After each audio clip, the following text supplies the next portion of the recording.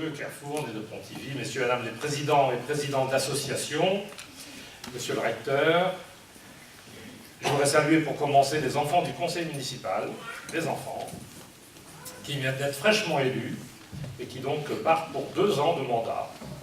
Je voudrais saluer Nelly qui organise toute cette affaire, qui n'est pas toujours simple, et donc je voudrais quand même la saluer, remercier aussi, puisque je l'ai vu tout à l'heure, la directrice de l'école publique Françoise Dolto et celle de Saint-Moyal si elle est par là, pour leur implication aussi, pour l'élection des enfants.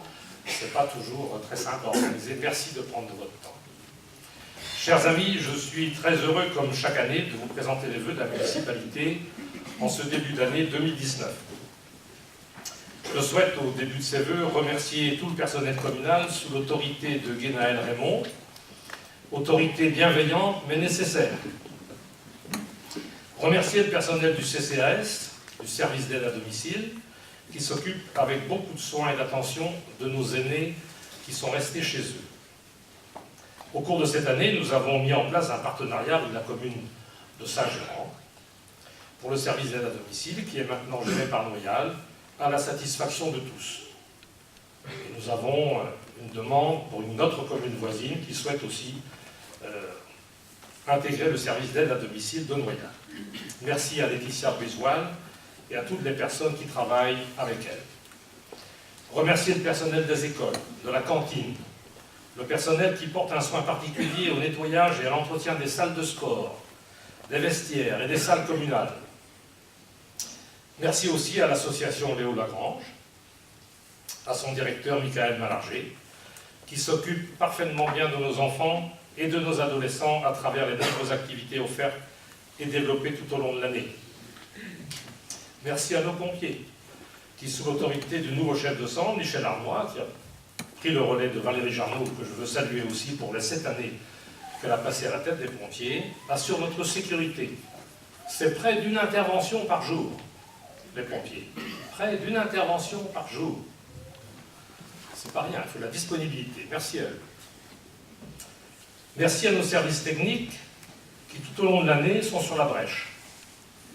Soit pour les raisons climatiques, soit pour assurer là aussi notre sécurité lors de manifestations organisées par la commune ou les associations. Merci au service de fleurissement et à Jean-Pierre pour le bonheur que vous donnez à travers les fleurs, mais aussi dans le cadre de l'entretien régulier des espaces enherbés. Terrain de sport, site de Saint-Moyal, j'en passe et des meilleurs, il y a des dizaines d'hectares. Merci aussi lorsqu'il faut abattre des arbres malades ou dangereux. Merci Jean-Pierre. Merci au personnel de Technoal à Bruno Fournier qui se démène sans compter pour accueillir les jeunes et les moins jeunes et leur faire découvrir les mystères de l'informatique. Chers amis, notre monde n'est pas en meilleur état qu'il n'était il y a 1 an lorsque je vous présentais mes vœux. Le terrorisme continue à semer sa culture de mort et notre pays, comme d'autres, a payé un lourd tribut. Le 23 mars à Carcassonne et à Trèbes, 5 morts, dont le colonel Beltrame, et 15 blessés. Le 12 mai à Paris, 2 morts et 4 blessés.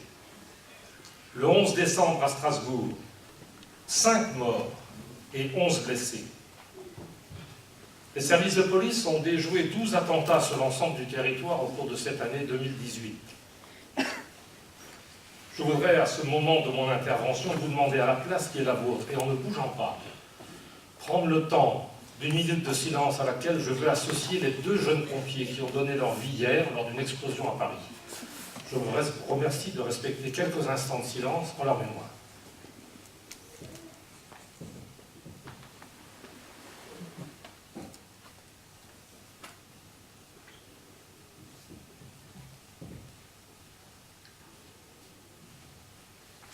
Je vous remercie. Nous ne devons pas oublier ces morts, ces blessés, et surtout, nous devons rendre hommage aux forces de l'ordre, police, gendarmerie, les soutenir dans leur action.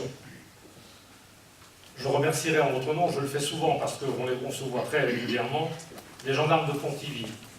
C'est vrai que de temps en temps, ils mettent des amendes. Normalement, on les a méritées, même si c'est pas drôle. Et je vais les remercier pour leur professionnalisme, leur abnégation et leur sens du devoir. En Europe, les Anglais quittent la maison commune, enfin peut-être. Il m'est revenu en préparant cette intervention, cette réflexion du général de Gaulle en 1967, pour que les îles britanniques puissent réellement s'amarrer au continent, c'est encore d'une très vaste et d'une très profonde mutation qu'il s'agira. Ils n'ont jamais accepté cette mutation et ils retournent chez eux. Mais nous le voyons bien en Bretagne, les Iliens ont un caractère fort et replié sur eux-mêmes. Pour l'Angleterre, c'est en plus grand et en plus fort. Notre pays vient d'être secoué par une crise de fond dont la partie émergée est le mouvement des Gilets jaunes. À ce mouvement, chaque samedi, est venu s'agréger des casseurs dans les grandes villes. Autant tous, démocrates que nous sommes, nous admettons bien volontiers le droit de chacun de manifester. Autant pour ma part, et je pense que c'est le sentiment général, je suis opposé à toute cette casse, à tous ces commerces saccagés, à tous ces commerçants empêchés de travailler.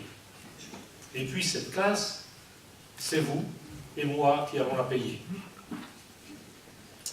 Albert Camus disait « Quand une démocratie est malade, le fascisme vient à son chevet, mais ce n'est pas pour prendre de ses nouvelles. » Faisons donc attention aux excès en tout genre, qu'ils soient physiques ou verbaux. La liberté de chacun s'arrête où commence celle de son voisin. Nous avons ouvert pour notre part un cahier de doléances dès les premiers jours, disponible y compris le samedi matin.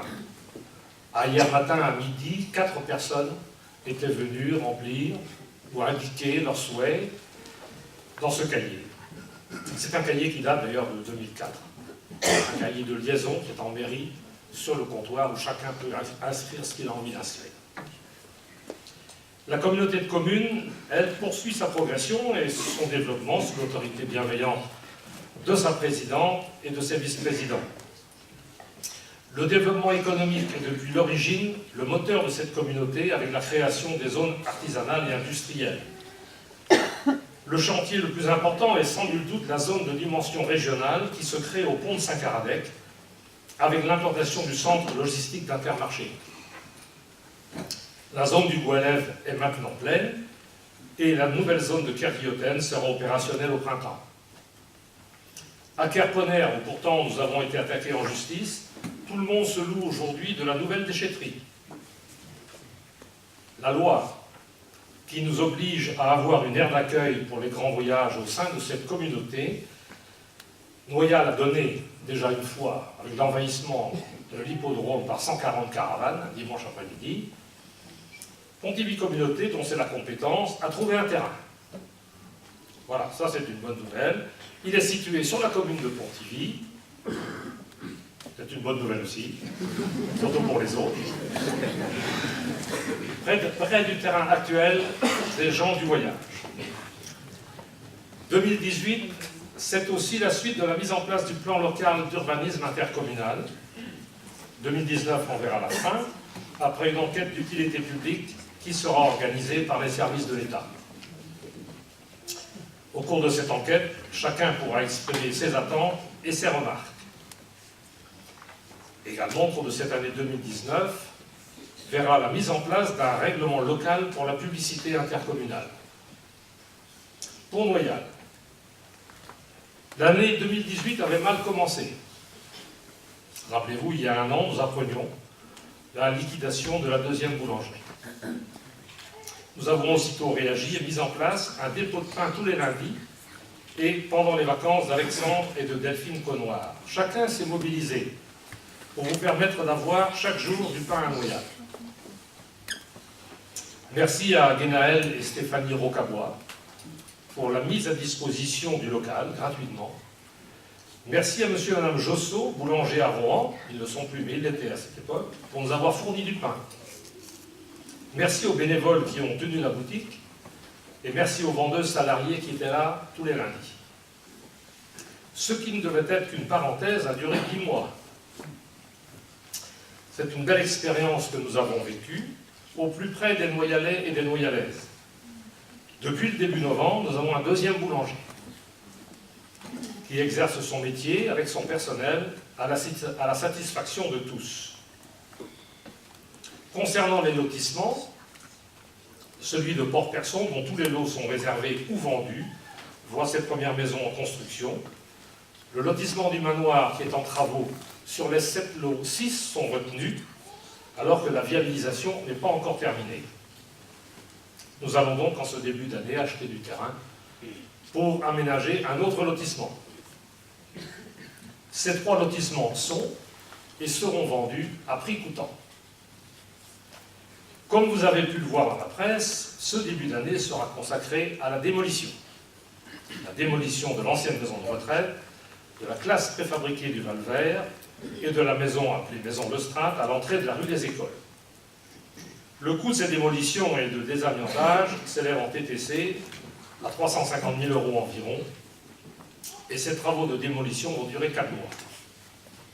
En deuxième partie de l'année, verra le début des travaux d'aménagement sur le site de Bon Repos. Tous ces travaux vont sûrement engendrer quelques gênes pour la circulation. Il faudra les prendre avec philosophie et patience, sachant que c'est pour l'intérêt général et pour le bien de tous.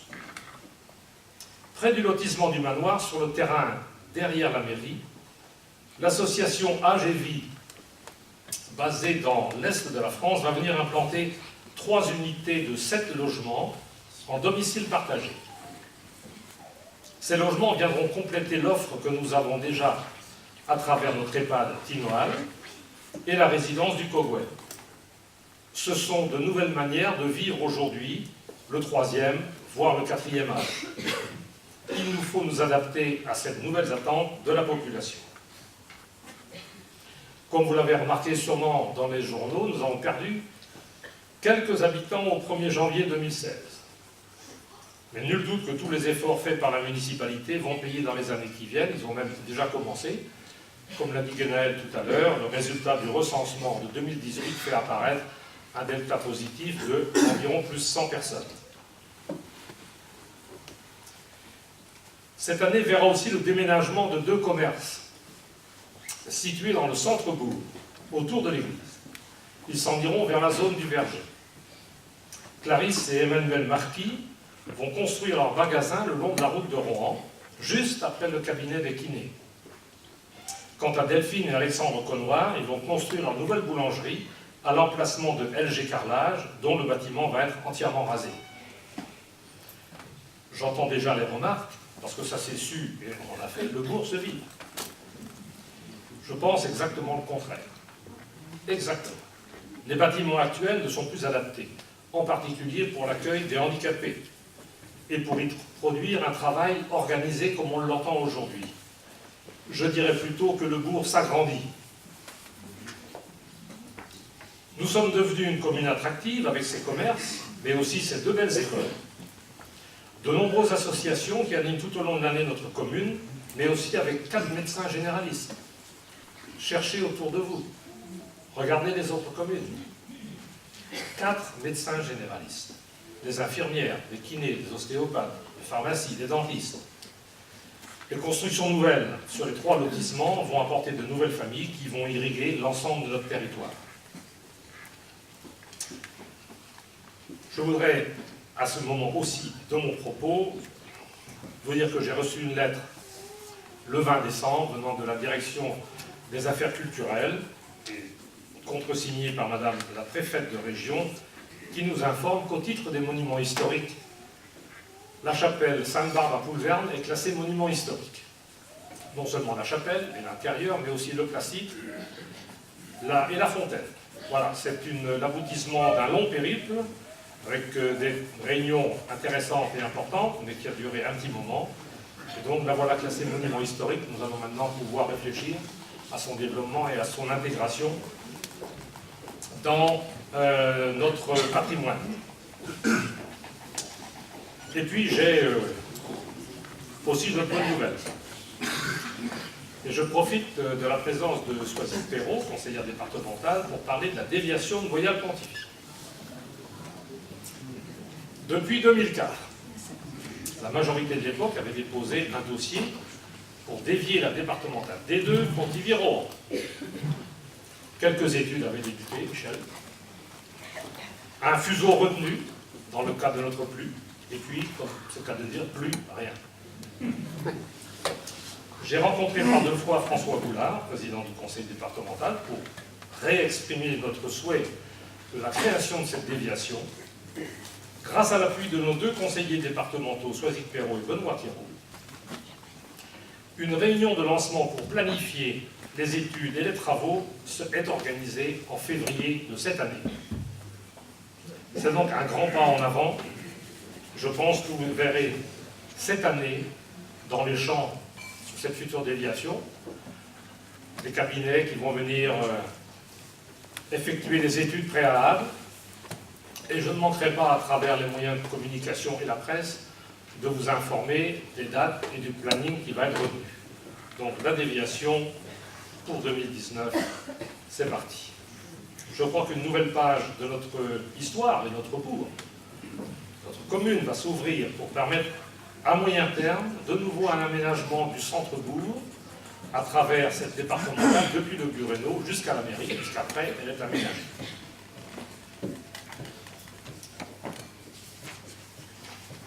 Je voudrais également saluer, il est là mon papier, voilà, saluer les religieuses. Ceux qui ont lu Ouest France ce matin, il y a un très bel article sur les religieuses de Noyal-Montivy. Je souhaite saluer ces religieuses qui, depuis 1855, soit 163 ans, sont présentes à Noyal, qui ont œuvré tout au long de ces années pour les enfants, les filles en particulier, de l'école Saint-Noyal, mais aussi l'hospice, qui jouxtait la maison des religieuses et qui a été démolie, et surtout au cours ménager, où elles ont formé la plupart des jeunes noyalaises. Je voulais les remercier aujourd'hui, je ne manquerai pas de le refaire quand elles seront là. Le 20, je crois que c'est le 20 qui est à la galette des rois de la paroisse, je ne manquerai pas d'être là. Chers amis, notre commune va bien, tant sur le plan humain que sur le plan financier. Les taux d'imposition n'augmenteront pas en 2019. Depuis 2004, soit 15 ans, la part communale n'a pas augmenté. On ne fait pas de miracle. Mais cela est dû à l'augmentation du nombre d'entreprises et au développement de celles déjà en place. 2019 sera aussi l'année d'annonce de venue de nouvelles entreprises. Je ne peux pas vous les annoncer aujourd'hui, mais soyez rassurés, vous serez informés dès que ça arrivera. Donc cette année, nous allons continuer notre chemin ensemble, déterminés à développer notre commune, déterminés à poursuivre et à faire aboutir les projets engagés, déterminés à regarder l'avenir avec confiance, attentifs à chacune et à chacun, et en particulier à ceux qui souffrent le plus sans bien souvent venir se plaindre. Je vous adresse, au nom du conseil municipal, tous nos vœux pour 2019. Je les adresse à vous tous qui êtes présents ici, ce matin, nombreux, et à vos familles. Je les adresse à ceux qui n'ont pas pu venir, retenus par la maladie, le handicap ou le travail. Je les adresse aussi à ceux qui n'ont pas voulu venir, car nous sommes sur le même bateau, sur cette terre qui appartient à tous, et embarqués dans un même destin. Je vous adresse donc des vœux très fraternels, car comme le disait Victor Hugo, c'est par la fraternité que l'on sauve la liberté.